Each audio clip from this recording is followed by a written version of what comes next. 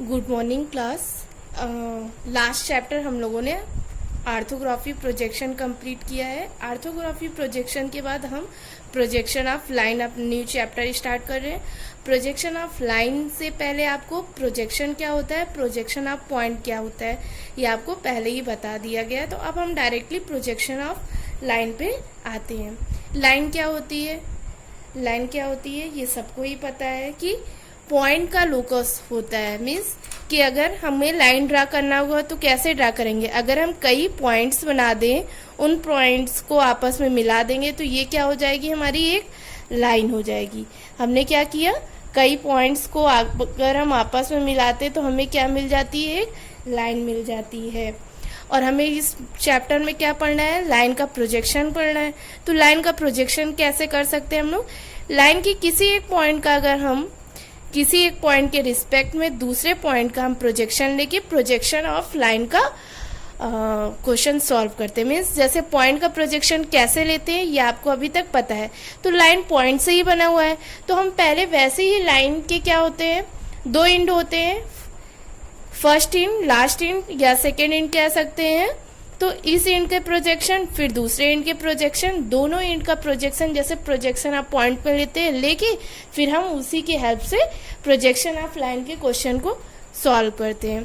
अब लाइन जो होती है इसकी कुछ ना कुछ लेंथ होती है, जो इसकी एक्चुअल लेंथ होती है, वास्तविक लंबाई होती है, उसको यहाँ पे हम लोग एक ट्रू लेंथ के नाम से बोलते हैं। मीन्स इसको हम लोग क्या बोल देते हैं, ट्रू लेंथ की।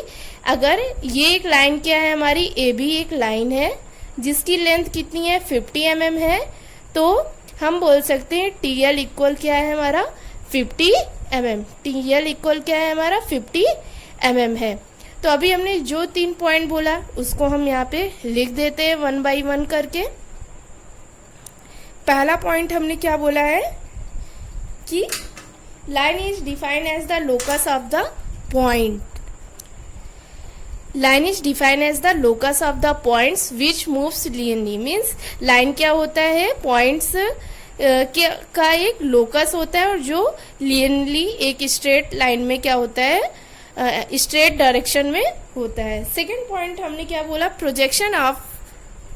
सेकेंड पॉइंट हम यहाँ पे क्या बोल रहे हैं कि line projection of line are drawn. Projection of line कैसे खींचा जाता है, by joining the respective projection of its end points। Means line के दो एंड है, अगर हम दोनों एंड का प्रोजेक्शन बना दें, उन दोनों पॉइंट के प्रोजेक्शन की हेल्प से हम क्या करेंगे, लाइन के प्रोजेक्शन को सॉल्व करेंगे। लास्ट वन हमने क्या बताया कि जो लाइन की लेंथ होती है, एक्चुअल लेंथ होती है, उसी को हम यहाँ पे क्या बोल देते हैं, ट्रू लेंथ बोलते हैं। The actual length of the line is known as the true length।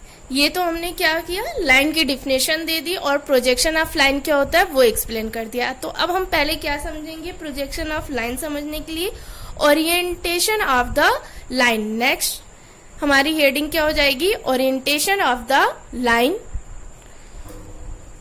Orientation of the line means हम लाइन को किस तरीके से रख सकते हैं, कितने पॉसिबल तरीके से उसका ओरिएंटेशन बदल सकते हैं, डायरेक्शन या कोऑर्डिनेट उसके बदल के हम रख सकते हैं। तो ये हमारा ओरिएंटेशन ऑफ द लाइन आता है। तो हम सबसे पहले समझेंगे कि possible orientation of the line with respect to the principal plane. Principal plane क्या होता है वो भी आपको पता है। प्रिंसिपल प्लेन आपके हॉरिजॉन्टल प्लेन, वर्टिकल प्लेन और प्रोफाइल प्लेन ही जो होते हैं ये आपके प्रिंसिपल प्लेन होते हैं। Possible orientation of the line with respect to principal plane. अब हम 1 by 1 सारे ओरिएंटेशन की बात करेंगे।